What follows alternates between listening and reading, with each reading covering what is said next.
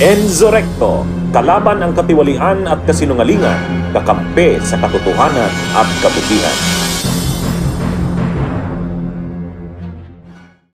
Imagine niyo yan mga kabunyog.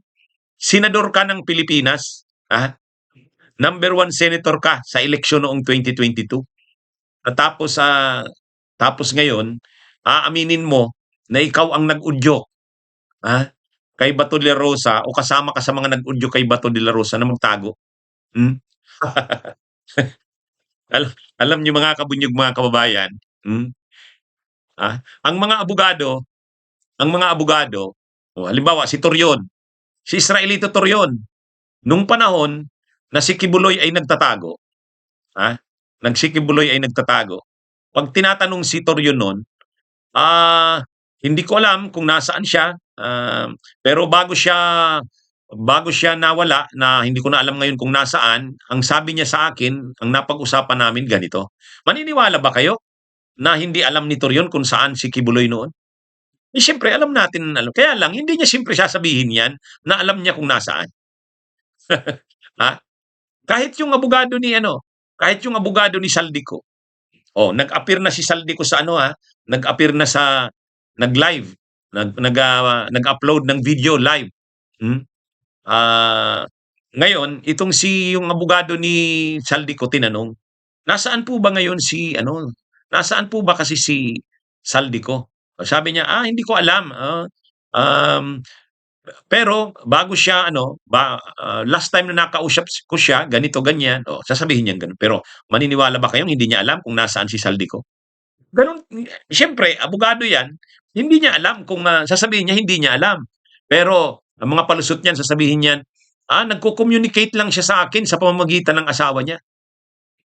O kaya nagko-communicate lang siya sa akin, kung may mga gusto siyang ipaabot, pinapaabot niya, pero hindi ko alam kung nasaan siya. Sari-saring palusot yan. Kasi siyempre, kapag kapag abogado ka, kung wanted na yung kliyente mo, tinatago mo pala ang kliyente mo. Harboring a criminal ka ngayon. Nagtatago ka ng mo. Ito naman si Robin Hood, kahit naman yung mga senador na kasamahan ni Bato, hindi naman yan magsasabi na nakausap nila si Bato, pero sigurado yan, kinakausap yan ni Bato.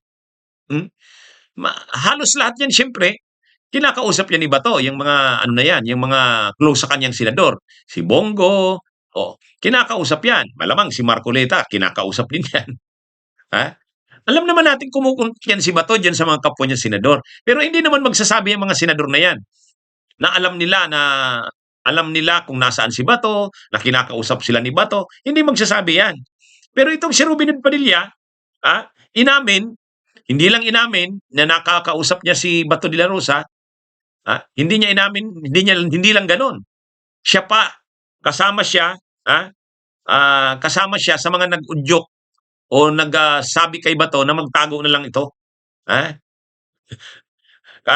Kumbaga, kasama siya sa mga nagsabi kay Bato na huwag munang lumabas, magtago muna ito. Yan yung pagkakasabi ni Robin Hood Padilla. Senador pa yan, Senador pa yan. Mambabatas. Legislator. Nagagawa ng batas tapos ikaw, ganun yung mo. Ikaw yung magsasabi pa ng ganun. Sa publiko pa ito, ang eksaktong sinabi ni Robin Hood Padilla, nagkataon lamang po na si Senator Bato ay pinagtatago pa namin. Kami po ang nagsabi sa kanya na huwag munang lumabas, kaya wala po siya doon. Pero nagbigay po siya ng pahayag. Ang tinutukoy niya, yung araw nung binuo nila yung coalition, yung Reds coalition, yung Pro Duterte coalition na bagong buo nila. May video message si Bato na pinanood ng mga nandun. Ay ngayon, ang sinasabi ni Robin Hood Padilla, nagkataon lamang po na si Senator Bato ay pinagtatago pa namin. Kami po ang nagsabi sa kanya na huwag munang lumabas, kaya wala po siya doon. Pero nagbigay po siya ng pahayag. Ano ba tong ginagawa ni Bato? Alam naman niya.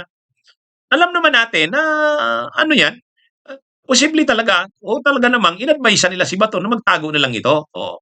Pero aaminin mo ba yon Sasamihin mo pa ba yun publicly? Ha? Common sense, no? Hindi mo gagawin yun, lalo pat senador ka. O, kasi ibig sabihin nun, tinotolerate mo ang ginagawa ni Bato. Ha? Kumbaga, ano yan eh, pwede mo pang sabihin na, hindi ko alam, ano yan, desisyon ni Bato yan, kung ano man, ayaw niyang lumabas. Hindi naman wala kaming alam sa ano niya, sa desisyon niya. O, syempre, kung ano siya, ginagawa niya na nagtatago siya ngayon, desisyon niya yan. Pero yung sabihin mo, kayo ang nag-udyok, ikaw ang nag-udyok na magtago si Bato, wag muna ito magpakita. Unang-una, galit na nga ang taong bayan dahil sumisweldo ito kahit hindi nagtatrabaho.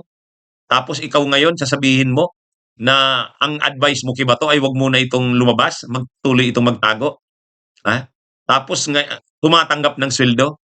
Eh di ano pala, sang-ayon ka sa ginagawa ni Bato na magtago ito pero tatanggap ito ng sweldo.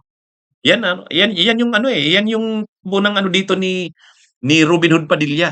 Tama lang yung ginagawa ni Bato na nagtatago ito pero tumatanggap ng sweldo. Hmm? Eh napakalaking katangahan yan na mambabatas ka. Dapat ikaw nagtataguyod ng batas, ano? Ikaw yung nagtataguyod ng tamang batas at tamang pagpapatupad ng batas. O pero ngayon ikaw pang magsasabi na kayo ang nag-udyo kay Bato na magtago ito. Ah, and yet tino-tolerate niyo na tumatanggap ito ng sahod galing sa pera ng bayan kahit hindi siya nagtatrabaho. Matindi. Napakalaking katangahan naman 'yan. Sabagay si Robin Hood Padilla 'yan. Ano pa ba namang maasahan natin diyan? Ha? Ang ano niya diyan, parang sinasabi niya, honest lang siya, matapat lang siya. O pero nga, mambabatas ka, senador ka, tapos aaminin mo ganyan yung ginagawa mo? Oh, tama ba yung gano'n? Kaya nga yung mga senador wala namang 'pag tinatanong mo 'yan, anong sabi ni Bato sa kanila? Wala naman nagsasabi diyan kung anong sinabi sa kanila ni Bato. Siyempre, bagamat alam naman nating mga kinakausap 'yan ni Bato. Pero siyempre ayaw nilang isipin ng tao na, tino-tolerate nila yung ginagawa ni Bato. Ha? Walang senador na mag-aamin 'yan, na tino-tolerate nila yung ginagawa ni Bato. Oh, siyempre sasabihin nila, "Wala, hindi namin alam bakit ano bang plano ni Bato, kailan siya lalabas, hindi wala kaming contact sa kanya, eh. Tagal na namin siyang last namin siyang nakausap sa ganitong ano." Gano'n yung ano, pero ibahin niyo si Robin Hood Padilla. Talagang inamin niya. Oh, 'yan yung napakalaki na namang katangahan nito ni Robin Hood Padilla. Bunyog, bunyog, halikan na kasama ka. Bunyog, kapag buklod ay may pag-asa.